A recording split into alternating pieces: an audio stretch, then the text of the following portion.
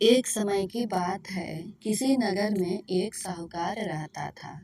उसके घर में धन की कोई कमी नहीं थी, लेकिन उसकी कोई संतान नहीं थी। इस कारण वह बहुत दुखी रहता था। पुत्र प्राप्ति के लिए वह प्रत्येक सोमवार को व्रत रखता था और पूरी श्रद्धा के साथ शिव मंदिर जाकर भगवान शिव और पार्वती की पूजा करता था।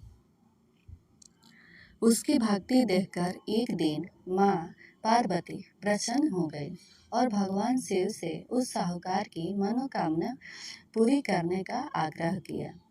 पार्वती जी की इच्छा सुनकर भगवान शिव ने कहा कि हे पार्वती, इस संसार में हर प्राणी को उसके कर्मों का फल मिलता है और जिसके भाग में जो हो उसे भोगना पड़ता है। लेकिन पार्वती जी ने साहूकार की भक्ति का मान रखने के लिए उसकी मनोकामना पूरी करने की इच्छा जताई। माता पार्वती के आग्रह पर शिव जी ने साहूकार को पुत्र प्राप्ति का वरदान तो दिया, लेकिन साथ ही यह भी कहा कि उसके बालक की आयु केवल 12 बरस होगी। माता पार्वती और भगवान शिव की बातचीत को साहूकार सुन रहा था। उसे न तो इस बात की खुशी थी और न ही दुख। वह पहले की तरह शिव जी की पूजा करता रहा। कुछ समय के बाद साहूकार के घर एक पुत्र का जन्म हुआ। जब वह बालक 11 वर्ष का हुआ तो उसे पढ़ने के लिए काशी भेज दिया गया। साहूकार ने पुत्र के मामा को बुलाकर उसे बहुत सारा धन दिया और कहा कि तुम इस बालक को काशी विद्या प्राप्ति के लिए ले जाओ और मार्ग में यज्ञ कराना। जहाँ भी यज्ञ कराओ वहाँ ब्राह्मणों को भोजन कराते और दक्षिणा देते हुए जाना। दोनों मामा भांजे इसी तरह यह कराते हुए ब्राह्मणों का दान दक्षिणा देते काशी की ओर चल पड़े।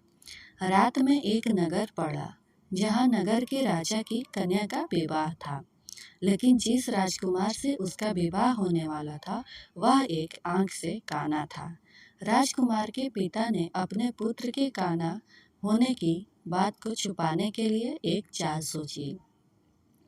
साहूकार के पुत्र को देखकर उसके मन में एक विचार आया। उसने सोचा क्यों न इस लड़के को दुल्हा बनाकर राजकुमारी से विवाह करा दूं।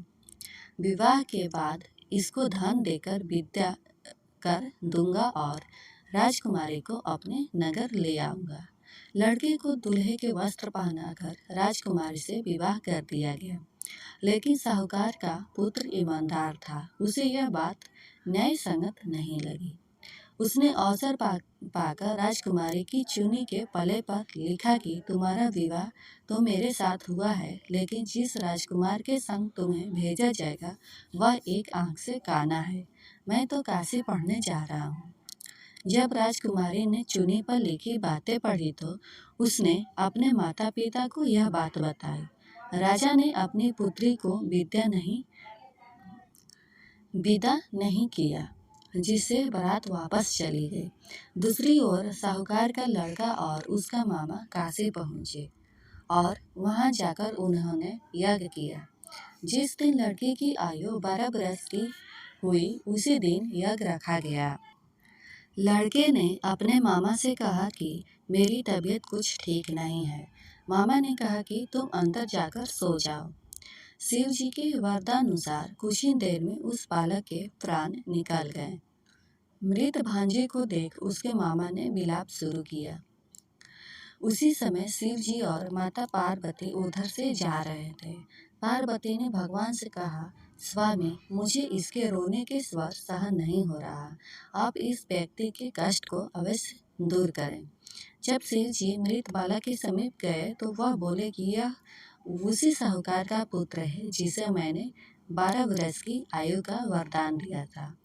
अब इसकी आयु पूरी हो चुकी है। लेकिन मातृभाव से विभोर माता पार्वती ने कहा कि हे महादेव, आप इस बालक को और आयु देने की कृपा करें, अन्यथा इसके वियोग में इसके माता पिता भी तड़प तड़प कर मर जाएंगे। माता पार्वती के आग्रह पर भगवान शिव ने उस लड़की को जीवित होने का वरदान दिया। शिव जी की कृपा से वह लड़का जीवित हो गया। शिक्षा समाप्त करके लड़का मामा के साथ अपने नगर की ओर चल दिया। दोनों चलते हुए उसी नगर में पहुंचे जहां उसका विवाह हुआ था। उस नगर में भी उन्होंने यज्ञ का आयोजन किया। उस लड़के के ससुर ने उसे पहचान लिया और महल में ले जाकर उसकी खातिरदारी की और अपनी पुत्री को विदा किया। इधर साहूकार और उसकी पत्नी भूखे प्यासे रहकर बेटी की प्रतीक्षा कर रहे थे। उन्होंने प्रण कर रखा था कि यदि उन्हें अपने बेटे की मृत्यु का समाचार मिला तो वह भी प्राण त्याग देंगे। परंतु अपने बेटे की जीवित होने का समाचार पाकर वह बेहद प्रसन्न हुए। उसी रात भगवान शिव ने व्यापारी के स्वप्न में आकर कहा, हे श्रेष्ठी, मैंने तेरी सोमवार के व्रत करने और व्रत कथा सुनने से प्रसन्न होकर तेरे पुत्र की लंबी आयु प्रदान की है। इसी प्रकार जो कोई सोमवार व्रत करता है या कथा सुनता है और पढ़ता है, उसके सभी दुख दूर होते हैं और समस्त मनोकामनाएं पूर्ण होती हैं। तो कैसी लगी कहानी आप लोग कमेंट में ज़रूर बताइएगा। धन्यवाद।